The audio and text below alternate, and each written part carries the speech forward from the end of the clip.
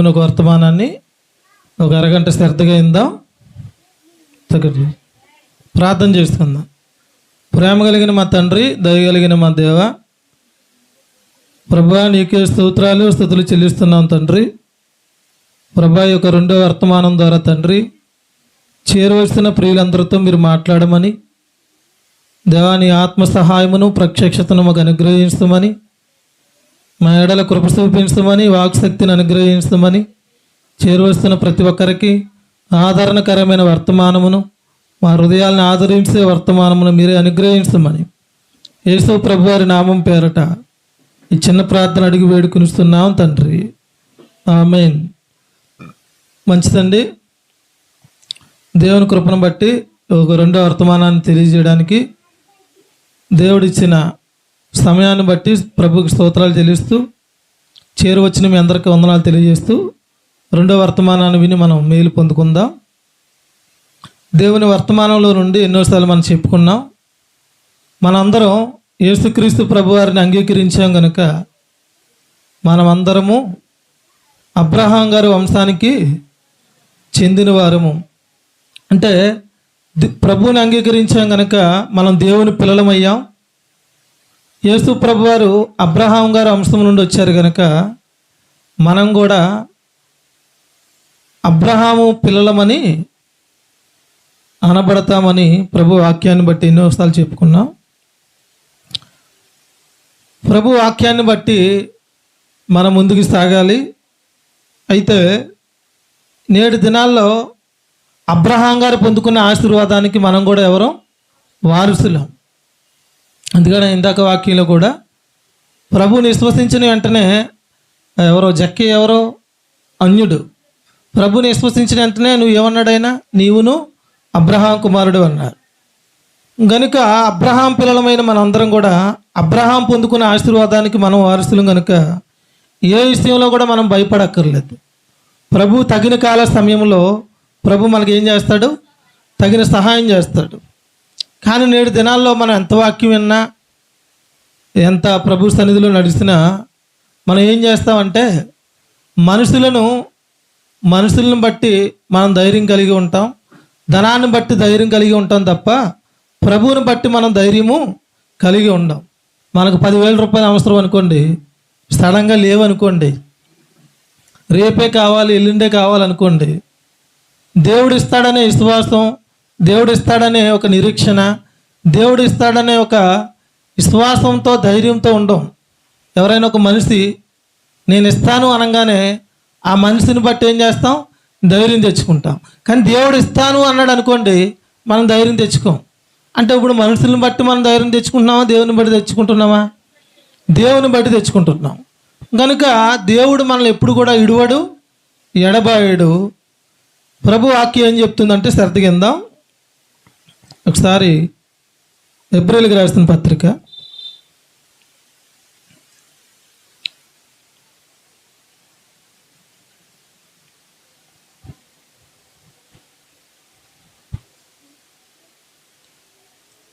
ఏప్రిల్కి రాసిన పత్రిక అందరు తీయండి.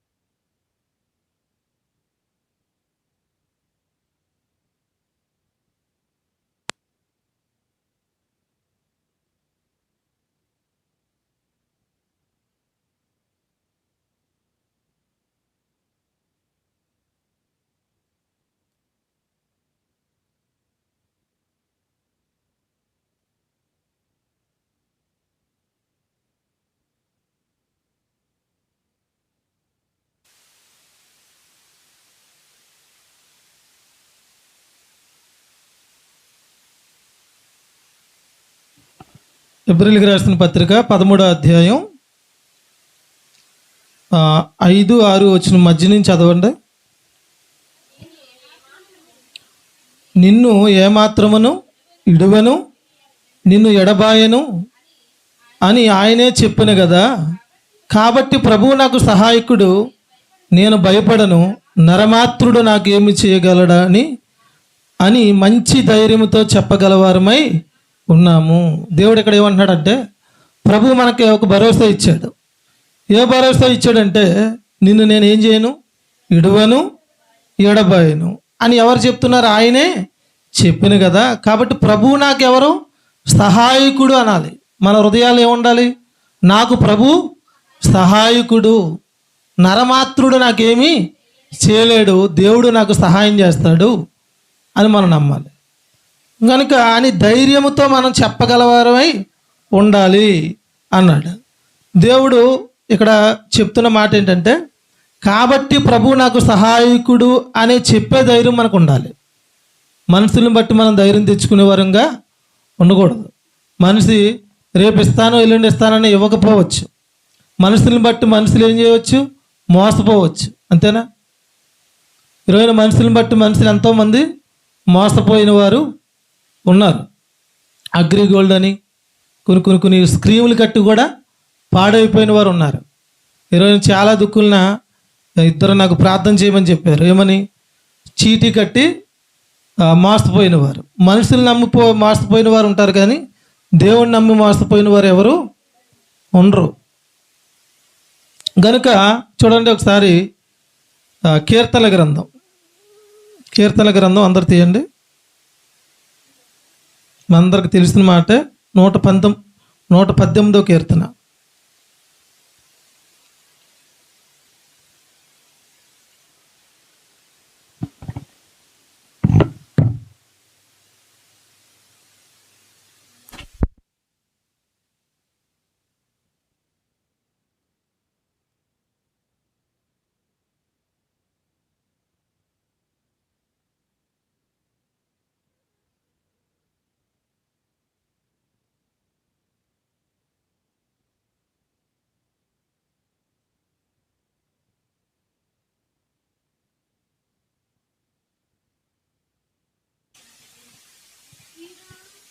చూడండి కీర్తన గ్రంథం 118వ కీర్తన 8వ వచనం 9వ వచనం చదవండి. మనుషులు నమ్ముకున్నట్టు కంటే యెహోవాను ఆశ్రయించుట మేలు, రాజులను నమ్ముకున్నట్టు కంటే యెహోవాను ఆశ్రయించుట మేలు. ఇక్కడ ఏమన్నాడు? మనుషులు నమ్ముకుంటు కంటే ఎవరు నమ్ముట మేలు? యెహోవాను, అంటే దేవుణ్ణి నమ్మడం అనేది మేలు అన్నాడు. 8వ వచనంలో కానీ 2వ వచనంలో కానీ రాజులను నమ్ముకున్నట్టు కంటే యెహోవాను ఆశ్రయించుట మేలు. జాగ్రత్త కిందాం. ఈరోజున దేవుని వాక్యం మనకు ఎంత తెలిసిన వాక్యమేనైనా మనం ఏం చేస్తామంటే, దేవుడు ఏం చెప్పాడంటే క్లియర్గా ఇందా చెప్తున్న వాక్యంలో, నిన్ను ఇడువను ఎడబాయను. కనుక ప్రభువు నాకు సహాయకుడు. ఎవరో? యేసు ప్రభువారు దేవుడు మనకు సహాయకుడు. నరమాత్రుడు నాకు ఏమి చేయగలడని మంచి ధైర్యంతో మనం ఉండాలి. విశ్వాసంతో నింపబడాలి, ధైర్యంతో నింపబడాలి. ఈరోజు మనుషులంటే ఏదో రాజులు, మనుషులంటే ఈ యొక్క ప్రెసిడెంట్ అనో లేకపోతే ఎమ్మెల్యే అనో సీఎం అనో కాదు. మీ ఇంట్లో వారి మీద కూడా మీరు ఏం చేయకూడదు? నమ్మకం కాదు, ప్రభువు మీద నమ్మకం ఉండాలి.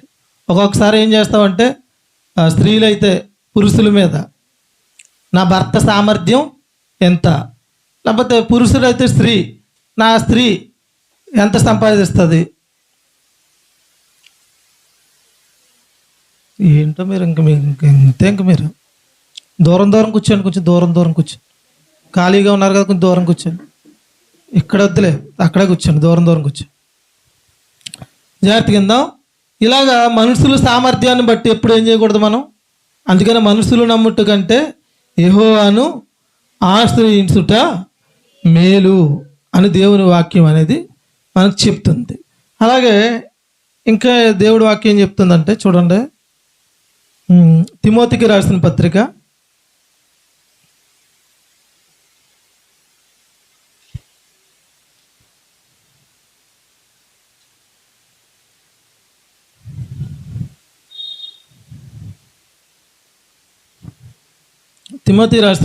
6వ అధ్యాయం, మొదటి తిమోతి రాసిన పత్రిక 6వ అధ్యాయం 17వ వచనం 2వ లైన్ చదవండి.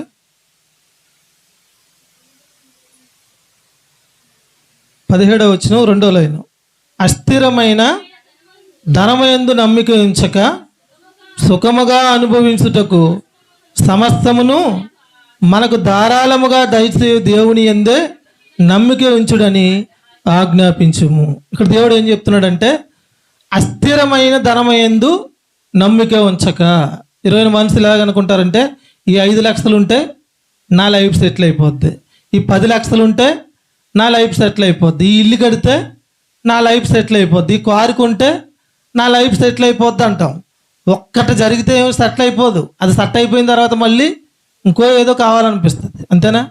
కనుక ఎప్పుడు కూడా ఇక్కడ దేవుడు ఏం చెప్తున్నాడంటే, అస్థిరమైన ధనమయందు నమ్మిక ఉంచకూడదు, సుఖముగా అనుభవించుటకు మనకు ధారాళముగా దయచేయు దేవుని యందే నమ్మిక ఉంచాలి. ఇప్పుడు ₹1,00,00,000 ఉన్న ఆస్తిపరుడు ఉన్న ఒక ఆయన ఉన్నాడు అనుకోండి, ఆయనకు కుమారుడు ఉన్నాడు అనుకోండి, ఆ ₹1,00,00,000 మీద ఆ కుమారుడు నమ్మకం పెట్టుకోకూడదు. ఆ ₹1,00,00,000 కలిగి ఉన్న తండ్రి మీద నమ్మకం పెట్టుకోవాలి, అంతేనా? ఈరోజున చూడండి, దేవుడు ఇప్పుడు ధనం మీద ఇక్కడ ఏమన్నాడు, అస్థిరమైన ధనమయందు నమ్మిక ఉంచక అన్నాడు. అంటే మనుషులు ఏం చేసుకుంటున్నారంటే, ఒక్కొక్కసారి ధనం అనేది అందరికీ అవసరమే, నాకు అవసరమే, మీకు అవసరమే, అందరికీ ధనం అవసరమే. ధనం అవసరం లేని వాళ్ళు ఎవరు లేరు. ధనం కోసం ఏం చేయాలి, కష్టపడాలి, నిజమే. కానీ అదే ధనం యందు మనం నమ్మిక ఉంచకూడదు. ధనాన్ని దయచేసి దేవుని యందు మనం నమ్మిక ఉంచాలి. అప్పుడు మనకి ఒకసారి చూడండి, ఒక ఆయన ఏమంటాడంటే, ఎంతో పంట పండితే ఏమనుకున్నాడు, దాన్ని దాచుకొని నా ప్రాణమా సుఖించుము తినము అన్నాడు. ప్రభు ఏమన్నాడు అక్కడ, నీ ప్రాణం అడిగితే నువ్వు సంపాదించింది ఏమైపోద్ది. అంటే ధనం ఉన్నా సరే ఆరోగ్యం లేకపోతే, ప్రాణం లేకపోతే ఏమన్నా ఉందా? ఏమీ లేదు. అందుకని ఇక్కడ ఏం చేస్తున్నాడంటే దేవుడు, అస్థిరమైన ధనం యందు నమ్మిక ఉంచక సుఖముగా అనుభవించుటకు దేవుని యందే నమ్మిక ఉంచండి. మన దేవుడు ఎటువంటి వాడు? సమస్తాన్ని కలుగు చేస్తున్నవాడు. ఆయన కలుగు చేస్తున్నవాడు కనుక ఆయన యందు మనం ఏం చేయాలి, నమ్మిక ఉంచాలి తప్ప ఈరోజున చూడండి, మనుషులు యందు కానీ ధనం యందు కానీ మన నమ్మిక ఉంచకూడదు. ఒకసారి మనకు ధనం అవసరమని ఎక్కువగా ధనం డబ్బు ఈ డబ్బు ఉంటే బాగున్ను, ఈ డబ్బు ఉంటే బాగున్ను, అది దయచేస్తే దేవుడి ఉంటే బాగున్ను మనం అనుకోవాలి తప్ప ధనం కాదు. దీన్నే ఇప్పుడు మనకే దేవుడి వాక్యం ఏం చెప్తుందంటే, విగ్రహారాధన చేయొద్దని చెప్తుంది కదా. ఇప్పుడు ఎఫెసీయులకు రాసిన పత్రిక తీయొద్దు కదా. అక్కడ ఏమన్నాడు, విగ్రహారాధికుడైన లోబి అయినా, అంటే ధనాన్ని ఎక్కువ సేవించేవాడు కూడా విగ్రహారాధికుడితో సమానం. కనుక మన హృదయాల్లో ఈ ధనం ఉంటే బాగున్ను, ఈ 5 లక్షలు ఉంటే 10 లక్షలు ఉంటే ఏదో ఉంటే మన లైఫ్ సెటిల్ అయిపోద్ది అనేది కాదు. దేవుడు ఉంటే మన లైఫ్ సెటిల్ అవుతుంది, చెప్పండి, సెట్ అవుతుంది కదా. ఇప్పుడు ఇందాక ఏం చెప్పుకున్నా, ఒక ఎగ్జాంపుల్, ఒక మనిషి రేపు ఎల్లుండి ₹10,000 కావాలితే నేను ఇస్తాను అంటే ధైర్యం కలుగుతుంది తప్ప దేవుడు ఇస్తాడంటే మనకు ధైర్యం కలగట్లేదు. ఇప్పుడు ఒక్కొక్కసారి గమనించారో లేదో మీరు, పర్సులో డబ్బులు ఉన్నాయనుకోండి ఎక్కువగా ధైర్యంగా ఉంటుంది, సంచిలో డబ్బులు ఉన్నాయనుకోండి ధైర్యంగా ఉంటుంది, ఇంట్లో డబ్బులు ఉన్నాయనుకోండి ధైర్యంగా ఉంటుంది. డబ్బులు ఎప్పుడైతే లేవనుకోండి, ఒక ₹100 కూడా లేకపోతే ధైర్యంగా ఉండగలదువా?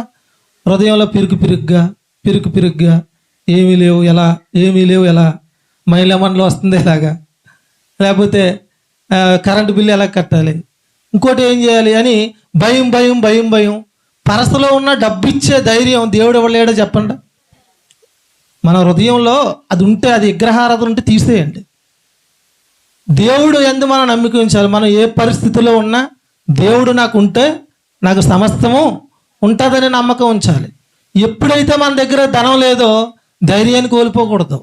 ఎప్పుడైతే ఆ ధైర్యాన్ని కోల్పోతున్నావు అంటే నువ్వు ధనాన్ని సేవిస్తున్నావు, ధనాన్ని ఏం చేస్తున్నావు, విగ్రహారాధనగా ఆరాధిస్తున్నావు. నువ్వు ఏ సమయంలోనైనా నీ దగ్గర ఏమీ లేకపోయినా నాకు ప్రభు ఉన్నాడు, ఏ సమయానికైనా సహాయం చేసే వాడని ఆయన యందు ధైర్యం గల వారమై ఉండాలి. ప్రభువు నాకు సహాయకుడు అనే హృదయంలో మనకు ఉండాలి. అది ఉండాలి తప్ప ధనం లేదనే హృదయంలో భయంతో ఉండకూడదు మనం. ప్రభు అందుకని చెప్తూ చూడండి ఏమన్నాడంటే, మత్తయి సువార్త అందరూ తీయండి ఒకసారి.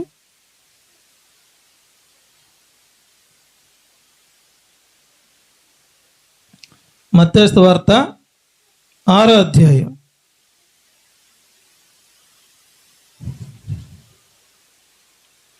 31వ వచనం చదవండి. కాబట్టి ఏమి తిందుమో, ఏమి త్రాగుదుమో, ఏమి ధరించుకుందుమో అని చింతించుకుడి. వారు ప్రభువుని ఎరగని వారు వీటన్నిటికీ ఇష్టమై విచారిస్తారు. ఇవన్నీ మీకు మీకు కావాలని మీ పరలోకపు తండ్రికి తెలియను. ఏమన్నాడు ఇక్కడ? మనకు వస్త్రం కావాలని ఆయనకు తెలియదా? భోజనం కావాలని ఆయనకు తెలియదా? మనకు ఏ సమయంలో ఏది కావాలో ఆయనకు తెలియదా? ఆయనకు తెలుసు. ఇవన్నీ విషయాల్లో ఎవరు చింతిస్తారు? ప్రభువుని ఎరిగిన వారు విచారిస్తారు, చింతిస్తారు. మనకి ఆ చింత ఉండొచ్చా? ఉండకూడదు. ఎందుకంటే అక్కడ ఏమన్నాడు? 32వ వచనం, ఇవన్నీ మీకు కావాలని మీ పరలోకపు తండ్రికి తెలియను. అంటే మన పరలోకపు తండ్రికి మనకి ఏం కావాలో అన్నీ తెలుసు. తర్వాత ఏమన్నాడు? కాబట్టి మీరు ఆయన రాజ్యమును నీతిని మొదట ఎతుకుడి, అప్పుడు అన్నీ మీకు అనుగ్రహించబడును. ఆయన నీతిని, వాక్యాన్ని ఎతకండి, దేవుణ్ణి ఎతకండి అని ఆయన చెప్తున్నాడు. అవన్నీ మనకు అనుగ్రహించబడతాయి. ఆయన పనిలోను ఆయన మార్గాల్లోనూ మీరు ముందుకు నడవండి అని ఆయన చెప్పాడు. అలాగే అదే మత్తయి సువార్త 7వ అధ్యాయం 7వ వచనం నుంచి మనం చదువుకుంటే, అడుగుడు మీకు ఇయ్యబడును, వెతకుడు మీకు దొరుకును, తట్టుడు మీకు తీయబడును, అడుగు ప్రతివాడును పొందును, వెతుకువాడికి దొరుకును, తట్టువానికి తీయబడును. మీలో ఏ మనుషుడైనను తన కుమారుడు రొట్టెని అడిగితే వానికి రాతినిచ్చినా, చేపను అడిగితే పామునిచ్చినా, మీరు చెడ్డవారై ఉండి మీ పిల్లలకి మంచి ఈవులు ఇయ్యాలని ఎరిగి ఉండగా పరలోకమందున్న మీ తండ్రి తాను అడుగు వారికి అంతకంటే ఎంతో మంచిగా ఇచ్చాను. ఇక్కడ ఏమన్నాడు? మనం ఎవరో మనుషులు చెడ్డవారై ఉన్నప్పుడు కూడా ఏమనుకుంటారు? పిల్లలకి మంచి ఇవ్వాలనుకుంటారు. చేపను అడిగితే పామునివ్వరు కదా, ఆ రొట్టెని అడిగితే రాతినివ్వరు కదా, మంచి ఇవ్వాలనుకుంటారు. ఇప్పుడు తండ్రి మనం ప్రభువునందు విశ్వాసం ఉంచినప్పుడు మనం ఏమయ్యాం? ఆయన పిల్లలమయ్యాం. ఆయన మనకి ఏమయ్యాడు? తండ్రి అయ్యాడు. ఇప్పుడు మనం ప్రార్థన ఎలా చేయాలి? ధైర్యంగా ప్రార్థన చేయాలి. తండ్రి అని ప్రార్థన చేయాలి. నీకున్న అవసరతల్లోనూ నీకున్న ఇబ్బందుల్లోనూ మనం తండ్రికి ప్రార్థన చేస్తే ఆయన మనకి మంచివి ఇస్తాడు. అక్కడ ఏముంది? పరలోకమందున్న మీ తండ్రి తన అడుగువానికి అంతకంటే ఎంతో నిశ్చయముగా మంచి ఈవులను ఇస్తాడు అన్నాడు. గనుక ప్రియులారా గమనించండి, ఈరోజున మనిషికి ధైర్యం ఇస్తున్నది ఏంటంటే ధనం ధైర్యం ఇస్తుంది, మనుషులు ధైర్యం ఇస్తున్నారు. నాకు ధనం లేకపోతే ఈ సమయంలో సహాయం చేస్తే మనుషులు ఉన్నారు అని మనుషులను బట్టి అతిశయిస్తారు, వారిని బట్టి ధైర్యం కలిగి ఉంటారు. నాకు ఏదైనా సమయంలో ఏదైనా ఇబ్బంది వస్తే నా దగ్గర ధనం ఉందలే అనే ఒక విధి విధానంతో ఉంటారు. ఒక సమయంలో ధనం ఉన్నా సరే కొన్ని ఇవ్వలేని ఉండవా? ఖచ్చితంగా ఉంటాయి. ధనం ప్రాణాన్ని ఇవ్వగలదా? ఇవ్వలేదు. హాస్పిటల్లో కోటేశ్వరులు సైతం 10 లక్షలు బల్ల మీద పెడతాం, నా కుమారుడికి నా కుమార్తెకి ప్రాణం తీసుకురమ్మంటే తీసుకొస్తారా? తీసుకురాలేరు. కనుక ప్రభు యొక్క సంరక్షణ, ప్రభు యొక్క భద్రత ఏదైనా మనం పొందుకోవాలంటే ఆయన ద్వారానే. మనకు 2 నిశ్చయితలు ఉండాలి. ఏమని? నేను ఆయన కుమార్తెని, నేను ఆయన కుమారుణ్ణి, ఆయన నాకు తండ్రి అని ప్రార్థన చేయాలి. నన్ను ప్రభు ఏం చేశాడు? నీతిమంతురాలుగా తీర్చాడు. నీతిమంతుల ప్రార్థన బహు బలము కలిగినదై ఉంటుందని చెప్పాడు. కనుక ప్రియులారా గమనించండి, ఈ అస్థిరమైన ధనం యందు కానీ మనకు కావాలని ప్రభువుకు తెలుసు. ప్రభు మనకు ఏ సమయంలో అది ఇవ్వాలో ఆ సమయంలో ఖచ్చితంగా ఏం చేస్తాడు? ప్రభు మనకిస్తాడు, ఖచ్చితంగా ఇస్తాడు. కానీ మనం మన హృదయాల్లో మనుషులను బట్టి అతిశయించడం కానీ ధనాన్ని బట్టి అతిశయించడం కానీ మనలో ఉండకూడదు. ప్రభు నాకు సహాయకుడని ధైర్యంతో మనం జీవించేవారుగా మనం ఉండాలి. కనుక ప్రతి ఒక్కరి మాటలో మీ హృదయాల్లో భద్రపరచుకోండి. ప్రభు మనకు సహాయకుడు, ఆయన తగిన కాలంలో మనకు సహాయం చేస్తాడు. ఆయన ఖచ్చితంగా మన ఎడల కృప చూపిస్తాడు. ప్రార్థన చేసుకుందాం. ప్రేమ కలిగిన మా తండ్రి, దయగలిగిన మా దేవ, ప్రభా, ఇన్న మాటలనైనా ప్రతి ఒక్కరి హృదయాల్లో మీరు భద్రపరచండి దేవా. ప్రభా, నేటి దినాల్లోనైనా ధనమే ఉంటేనే ధైర్యంగా జీవిస్తున్న వారు ఉన్నారు. మేము కూడా ధనం ఉంటేనే ఒక్కొక్కసారి ధైర్యంగా జీవించే స్థితిలో ఉన్నామేమో. ధనాన్ని ప్రభువా మా హృదయంలో ఉంచుకుని మేము ఆరాధిస్తున్నామేమో. సమస్తాన్ని ధారాళముగా దయచేయని దేవుని అందే మేము నమ్మిక ఉంచడానికి ప్రభువా మీరే మాకు సహాయం దయచేయండి. ప్రభువు నాకు సహాయకుడు.